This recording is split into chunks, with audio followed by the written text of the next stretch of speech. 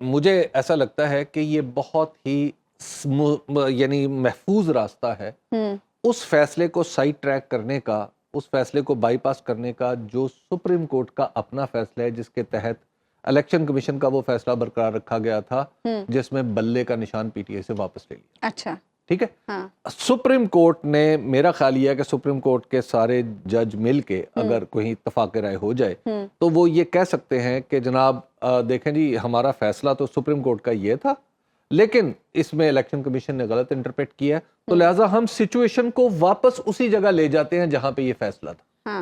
اچھا، اور وہ فیصلہ جو ہے وہاں پہ چلا جاتا ہے۔ اچھا، دوسری بات میں آپ کو ایک عظما یہ ضرور عرض کرنا چاہوں گا کہ یہ جو کنفیوژن کریٹ ہوئی ہے نا، اس کے پیچھے ایک خاص ماحول بھی تھا، ٹھیک ہے نا، اس خاص ماحول میں کچھ واقعات بھی پیش آئے تھے۔ جی، تو اگر آپ کے پاس وقت ہو تو میں کچھ واقعات آپ کی خدمت میں تاریخ وار بیان کرنا چاہتا ہوں۔ جی بس ذرا جلدی سے کر دیں کیونکہ بریک کے بعد ہمیں عدیل سرفراز اور حسنات سے اسی موضوع پر بات کریں۔ اچھا دیکھیے کہ اگر آپ اس کو ٹائم لائن دیکھیں تو آپ 15 دسمبر 2023 کو سپریم کورٹ کے حکم پر الیکشن کمیشن نے انتخابات کا شیڈول جاری کیا۔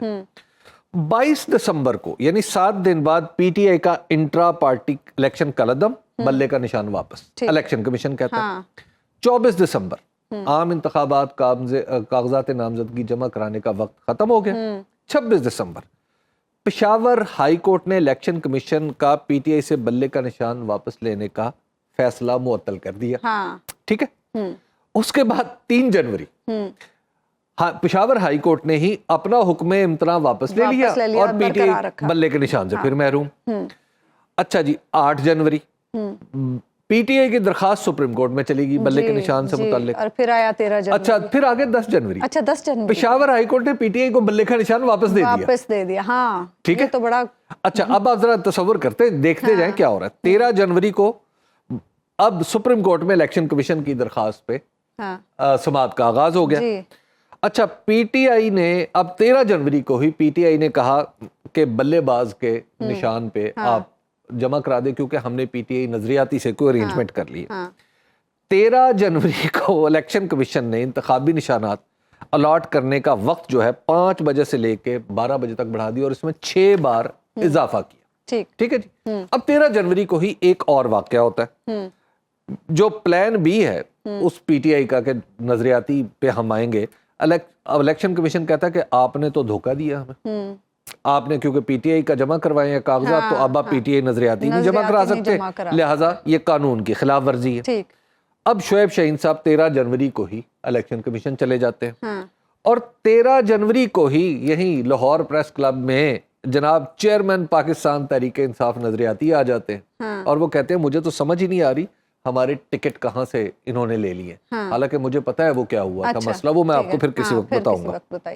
اچھا 13 جنوری کو ہی سپریم کورٹ کہتا ہے کہ جناب پی ٹی آئی جو بلے سے محرومی رہے گی۔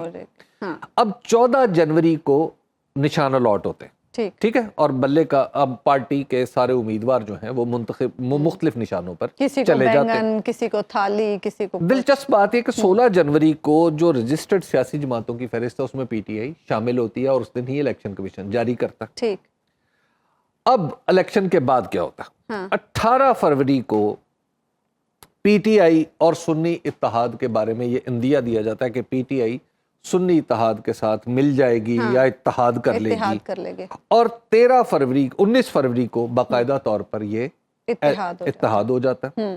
اور دلچسپ بات یہ ہے کہ پھر الیکشن کمیشن خود ایس آئی سی کو قبول کر لیتا ہے، یعنی سنی اتحاد کونسل میں جو شمولیت ہے وہ قبول کر لیتا ہے، اور اس کا نتیجہ کیا ہوتا ہے کہ آج کی تاریخ تک نیشنل اسمبلی کی ویب سائٹ پہ سنی اتحاد کونسل کا نام ہے ایس آئی سی، اور اس کے سامنے پی ٹی آئی کے لوگ ہیں جو الیکشن جیتے ہوئے ہیں۔ تو لہٰذا یہ کنفیوژن جو ہے یہ الیکشن کمیشن نے پیدا کی ہے۔